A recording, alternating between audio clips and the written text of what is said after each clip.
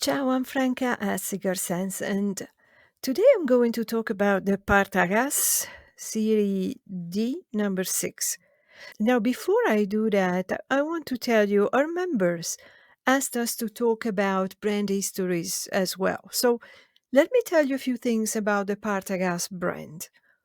The trademark Flor de Tabacos Partagás was registered by Catalan Don Jaime Partagás y Ravel in 1845.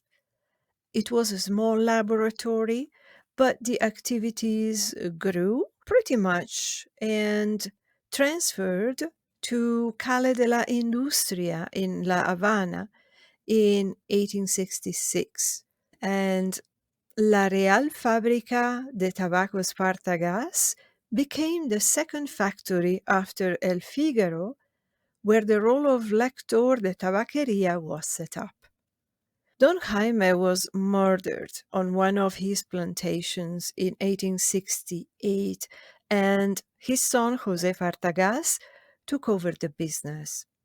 He later sold the factory and brand to banker José Bances, who teamed up with Spanish tabacero Ramón Cifuentes Lano, and later, in 1899, sold his remaining shares to Cifuentes.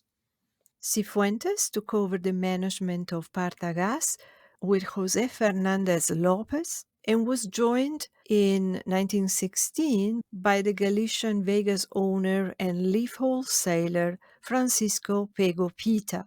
Pego Pita injected new capital, so the renamed Cifuente Pego y Compañía could create new brands and acquire existing ones. In fact, in 1927, among other brands, Ramon Allones brand was acquired. In 1944, La Gloria Cubana and Bolivar were taken over as well. After Ramon Cifuentes Lano died in 1938 and Pego in 1940, the company passed in the hands of Cifuentes' sons until the revolution. In 1960, Fidel Castro's revolutionary Cuban government nationalized all private businesses, including cigar factories, and hence the Partagás factory and related assets. All remained in operation under the management of Cuba Tobacco. The factory remained independent from others, but in 1980, and here we get into the Cuban cigars history and not only Partagás brand history, with the blue mold plant disease destroying the entire crop, in 1980 many vitolas de galera were removed from production. Since then, every factory could make any brand, and there's been massive rationalizations across non-profitable vitolas. Later on, Habanos decided to eliminate all machine-made cigars, which were offset by an increase in limited and special editions. A different type of attention was and is being given to consumers. Back to the Cuban Revolution, Ramon Cifuentes Toriello refused to work for the new state-owned tobacco monopoly and fled to the United States, like many other factory owners did. He relaunched the brands Partagás and Bolivar with the General Cigar Company, who in the 70s obtained trademarks for the American market. The production of Partagás was initially in Jamaica and then moved to General Cigar Dominicana in the Dominican Republic. General Cigar adopted a similar vista, replacing the word Havana with the date 1845 on the packaging. The Partagás Serie D No. 6 is part of a line consisting in vitolas virtually all measuring 50 in diameter. The exception was the Coronas Gordas Serie D No. 3. Within the same line, the Serie D No. 4 is probably the one that most cigar lovers know. It is indeed the most widely known as it is a top bestseller. It's a Robusto released in 1975. I want to thank Luigi Ferri and Cuban Cigar website for the extremely valuable information that they provide and that I have referred to for the short summary. Now let's have a look at the Partagás Serie D number 6 more specifically.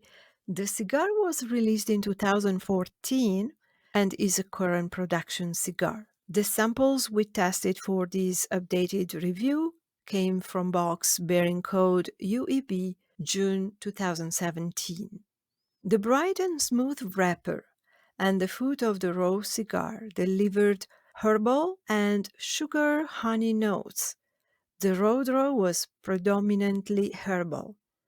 After the samples were lit, panelists agreed on a clear cedar notes presence with toasted cookie aromas entering and evolving into more nuances of toasted aromas with nut and spice joining the party.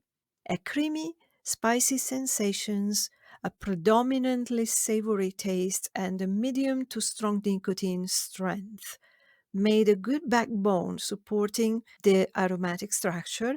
The savory taste persisted in the aftersmoke. The samples were smooth, harmonic, and had an invigorating character. Draw and burn were excellent. The cigar currently fits the unique preferences of 63% of our members. This percentage scores well above average. As you know, we do not publish generic scores. The percentage that we provide indicates how well the manufacturer is satisfying consumers' preferences because it means that the cigar matches individual tastes much better than the average cigar in our database. And this also means that many of our members like it or might like it, although they've not tried it yet. For those cigar lovers in the United States who cannot buy Cuban cigars, you can find a number of cigars that present an almost similar combination of characteristics. Such characteristics are mainly based on flavor, but are not limited to flavor, and you can find those cigars by clicking the Similar Cigars button from the Cigars review post on cigarsense.com. And if you believe that you have the right to your own individual taste, with the free Cigar Sense membership, you can experiment with your own palate and nose and figure out which new cigars will delight you. See you on cigarsense.com.